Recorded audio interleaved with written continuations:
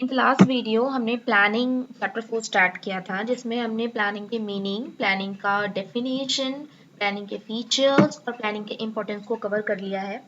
अब हम प्लानिंग के लिमिटेशंस पे चलते हैं। अब हम प्लानिंग कर रहे हैं तो ज़रूरी नहीं है कि उससे सिर्फ हमें एडवांटेजेस होंगे, उसके कुछ लिमिटेशंस भी हो सकते हैं, कुछ क्राइटेरिया भी हो सकते हैं। इट इज़ नॉट नेसेसरी कि जब हम किसी काम को प्लान करके कर रहे हैं तो definitely we will get success. It is not necessary.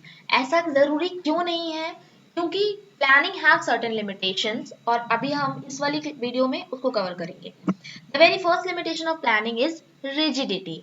Rigidity बोले तो inflexibility, something which is not flexible, जिसमें चेंज करना थोड़ा सा मुश्किल होता है, वो रिजिडिटी होता है। ठीक है। अब आप कभी किसी चीज के लिए किसी ऑर्गेनाइजेशन में आप प्लानिंग कर लेते हैं, पूरे सेशन की आपकी प्लानिंग हो जाती है, पूरे फाइनेंशियल ईयर की आपकी प्लानिंग हो जाती है, और उसके बाद आप उस प्लान में जब चेंज करना चाहोगे तो ये थोड़ा सा टफ हो जाता है।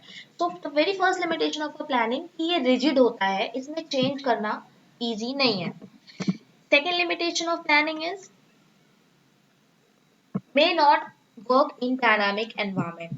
What does it mean? इसका मतलब यह है कि प्लानिंग हम फ्यूचर के लिए कर रहे हैं और फ्यूचर बहुत ही अनसर्टेन है और डायनामिक है। फ्यूचर में कब क्या सिचुएशन अराइज हो जाएगी वी डू नॉट नो, हमें पता नहीं है। और ये जरूरी भी नहीं है कि जिस टाइम के लिए हमने जो सोच के प्लानिंग करी है वो ही चीजें एक्चुअली में आगे हो रही हैं, वो ही सर्कमस्टांसेस आगे होंगी। इस वजह से planning may not work in the dynamic environment. हमने जो सोचा है वो चीज अगर नहीं पॉसिबल हो पा रही है, वो चीज अगर होगी तभी हमारी प्लानिंग सक्सेसफुल है, अदरवाइज हमारी प्लानिंग सक्सेसफुल नहीं होती है। No creativity. Once a plan has been made we have to follow it. Plan बन जाता है तो हमें उसको फॉलो करना पड़ता है। वहां पे हम अपने सीनियर के बनाए हुए प्लान में अपनी खुद की इनोवेशन, खुद की क्रिएटिविटी को हम यूज नहीं कर सकते, हमें अपने सीनियर्स के ऑर्डर को फॉलो करना पड़ता है। What does it mean to say? इस पॉइंट का मतलब ये है कि प्लानिंग से हमारी क्रिएटिविटी क्या होती है, रिड्यूस हो जाती है। Huge cost and time, as we all know planning is a mental exercise. Thinking capacity होनी चाहिए जिसके पास है वो ही प्लानिंग, बहुत अच्छी प्लानिंग कंडक्ट करवा सकता है। तो इसका मतलब ये है कि बहुत सारे इंटेलेक्चुअल्स की हमें जरूरत पड़ती है प्लानिंग को कंडक्ट करने के लिए।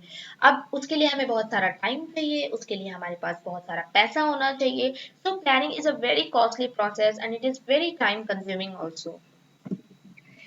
Planning does not guarantee success. If we have made plans, it is not necessary कि we will definitely get success. क्यों? क्योंकि प्लान तो हमने कर लिया है, बट अगर उसका एग्जीक्यूशन उस हिसाब से नहीं हुआ, प्लान हमने जिस सिचुएशन को सोच के किया था, अगर वो आने वाले टाइम में वो सिचुएशन बदल जाती है तो प्लानिंग हमें सक्सेस देगा, इसकी कोई गारंटी नहीं है।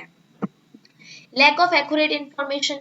प्लानिंग कर जब हम आगे के लिए प्लान करते हैं ना, तो हम पीछे के डाटा का इस्तेमाल करते हैं, और होता ये है कि पीछे का जो डाटा हमें मिल रहा है इट इज नॉट नेसेसरी कि ये बहुत ज्यादा सही है, और ये भी जरूरी नहीं है कि जो डाटा हमें मिला है वो बहुत ऑथेंटिक है, उसके बेस पर हम प्लानिंग आगे की करते हैं। तो इट में हैपन कि प्लानिंग हमारा उतना इफेक्टिव नहीं होता है। क्यों नहीं होता है? क्योंकि जिस इंफॉर्मेशन के बेस पर मैंने प्लान बनाए हैं, हो सकता है वो इंफॉर्मेशन इतना ऑथेंटिक नहीं थे। Planning is also affected by the external factors. External factor का मतलब बिजनेस के बाहर के वो सारे फैक्टर्स जो हमारे बिजनेस को इम्पैक्ट करते हैं, जैसे political factors, legal factors, environmental factors, technological factors, economic factors and social factors.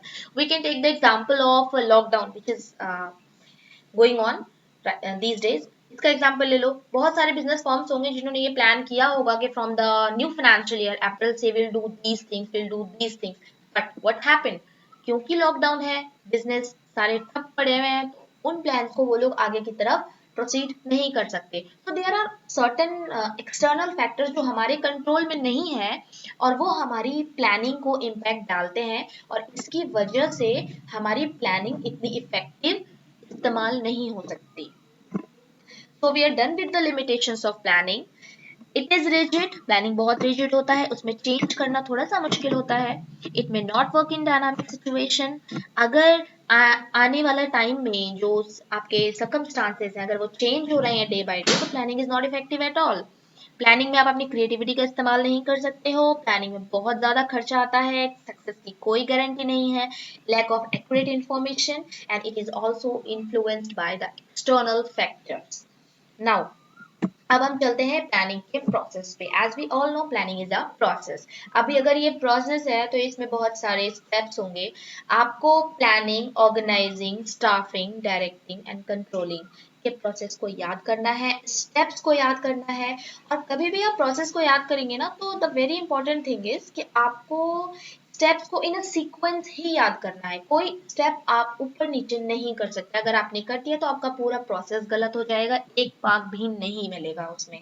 Boards में 5 फंक्शन है मैनेजमेंट के, कोई एक प्रोसेस फॉर श्योर हर साल आता है। ठीक है, सबसे पहले आपको ये याद करना है कि प्लानिंग का जो प्रोसेस है इसमें कितने स्टेप्स हैं।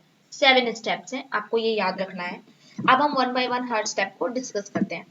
Very first step of the planning process, we need to set the objective. हम प्लान बना रहे हैं, हमारा टारगेट क्या है। पहला काम हमारा होगा हमारे को ऑब्जेक्टिव सेट करने हैं। जब आप ऑब्जेक्टिव सेट करेंगे ना तो आपको ये ध्यान में रखना है कि हमारे ऑब्जेक्टिव्स फीजिबल होने चाहिए। मतलब मैं कोई ऐसा टारगेट ना रख लूं जो मेरे लिए अचीव करना बहुत मुश्किल है।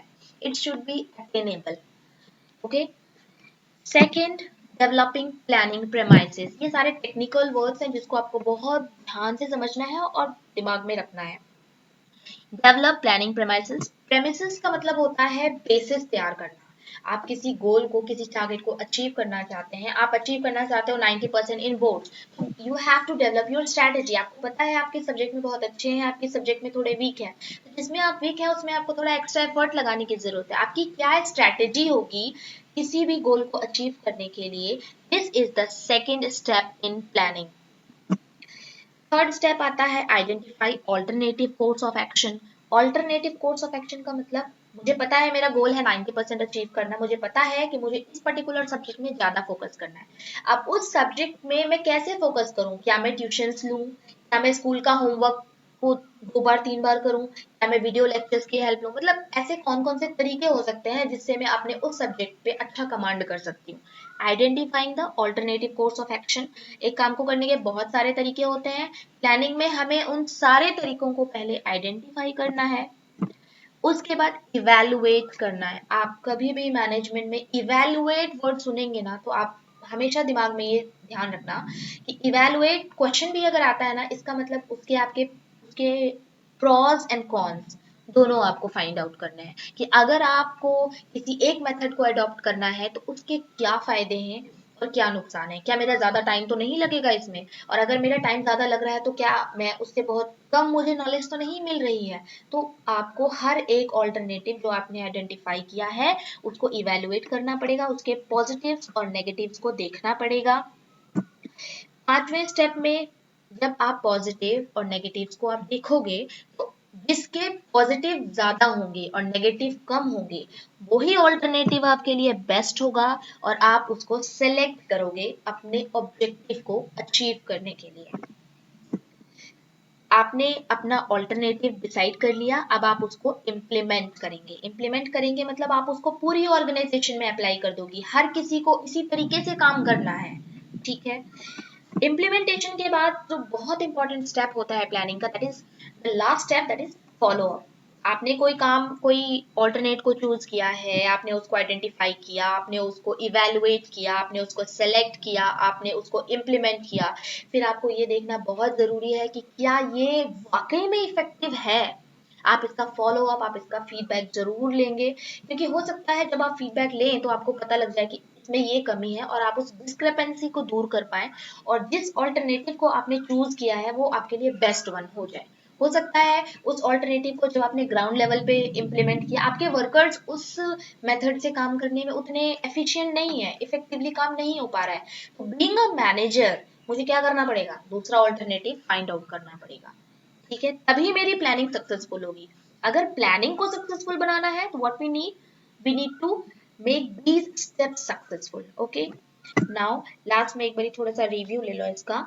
Setting the objectives, develop planning premises, identifying alternatives, evaluating alternatives, selecting the best alternative, implementation of plans, and follow up. These are the 7 steps of planning जिसको आपको सीक्वेंस में ही याद करना है।